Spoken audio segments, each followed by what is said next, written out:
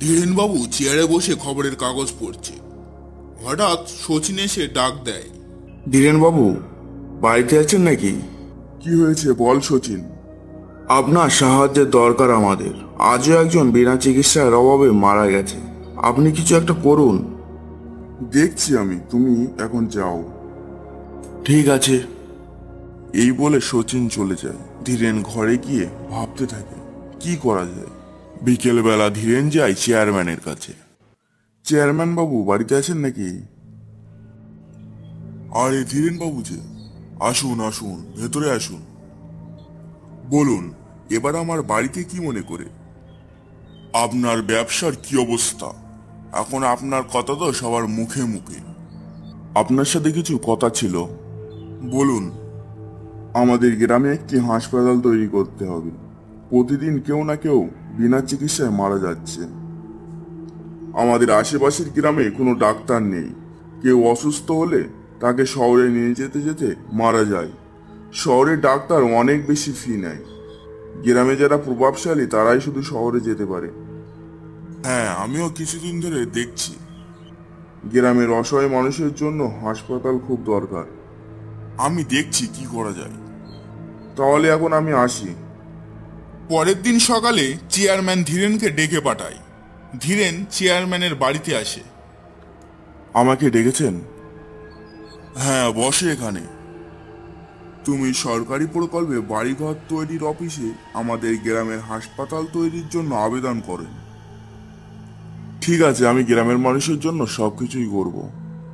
ধীরেনবাবু বাড়িতে চলে যায় এবং হাসপাতাল তৈরি করার জন্য একটি আবেদনপত্র তৈরি করে ইমেলের সাহায্যে অফিসে পাঠিয়ে দেয়। ধীরেনবাবু চেয়ারে বসে আছে। হঠাৎ ফোনটা বেজে ওঠে। এই সময় আবার কে ফোন দিল? হ্যালো, কি বলছেন? হ্যালো, আমি অফিস থেকে বলছি। আপনি কি ধীরেন? হ্যাঁ, আমিই ধীরেন। আপনি যে আবেদনটি করেছিলেন তার বিষয়ে কথা বলার জন্য ফোন দিয়েছি। হ্যাঁ, বলুন। আজ বিকাল 4টের সময় আপনি আমাদের অফিসে আসেন। ঠিক আছে। ধীরেন দারোয়ানকে জিজ্ঞাসা করে, স্যার কোথায়? স্যার ভিতরে আছে। আসুন আসুন, আপনার জন্য বসে আছি, বসুন। আপনাদের গ্রামে হাসপাতাল তৈরির জন্য আবেদন করেছেন, কিন্তু হাসপাতাল তৈরি হবে কোথায়? আমাদের গ্রামের মাঝে যে বড় ফাঁকা মাঠটা পড়ে আছে ওখানে করলে ভালো হবে। তাহলে আমি কাল সকালে যাব আপনাদের গ্রামে। ঠিক আছে, তাহলে এখন আমি আসি। হ্যাঁ, আপনিও আসতে পারেন। পরের দিন সকালে অফিসার আসে জমি দেখতে। সেখানে ধীরেন ও গ্রামের কয়েকজন দাঁড়িয়েছিল। আসুন আসুন, আমরা আপনার অপেক্ষা করছিলাম। আপনাদের জমিটা কোথায়? চলুন। ধীরেন অফিসারকে জমি দেখাতে নিয়ে যায়। জায়গাটা তো ভালো, এখানে হসপিটাল হলে ভালোই হবে। হাসপাতালটা আমাদের জন্য খুবই দরকার। হাসপাতালটা হলে গ্রামের মানুষের উপকার হবে। ধীরেন ও অফিসার যখন কথা বলছিল তাদের কথা বটগাছের আড়াল থেকে মনু শুনছিল। তাহলে আপনি এই জমির সমস্ত দলিলপত্র ঠিক করে আগামী সপ্তাহে রবিবার 4টার সময় অফিসে আসুন। মিটিং করা হবে, তারপর কাজ শুরু করা হবে। তাহলে এখন আমি আসি। ঠিক আছে, আসুন। এখানে হাসপাতাল হবে, যাই দাদাকে বিষয়টাও বলতে হবে। মনু চলে যাই সেখান থেকে। হাড়ু বসে মদ খাচ্ছে। এমন সময় মনু এসে বলে, দাদা দাদা, একটা খবর আছে। কি হয়েছে বল। তুমি যে এখানে কারখানা করতে চাও সেখানে নাকি হাসপাতাল হবে। কি বললি? হ্যাঁ দাদা, আজকে দেখলাম অফিসার এসেছে আর ধীরেনের সাথে ওই জমির সামনে কথা বলছে। আগামী সপ্তাহে রবিবার 4টের সময় মিটিং হবে এবং তার পরের দিন থেকে কাজ শুরু হবে। এটা কখনো হতে পারে না। ওখানে আমাদের মদের কারখানা হবে। কিন্তু কি করে দাদা? ও যেদিন মিটিংয়ে যাবে ওকে মেরে ফেলবি, আর দলিলপত্র সব নিয়ে নিবি, তাহলে সব আমাদের হয়ে যাবে। ঠিক আছে দাদা। অবশেষে মিটিংয়ের দিন চলে আসে। ধীরেন জমির কাগজপত্র নিয়ে বাড়ি থেকে বার হলো। তার উপর নজর রাখছিল মনু। মনু তার সঙ্গীদের ফোন দিয়ে ডাকে এবং তারা গাড়ি নিয়ে চলে আসে এবং ধীরেনকে ফলো করতে থাকে। ধীরেন গাড়ির জন্য দাঁড়িয়ে আছে। হঠাৎ তারা তার সামনে চলে আসে।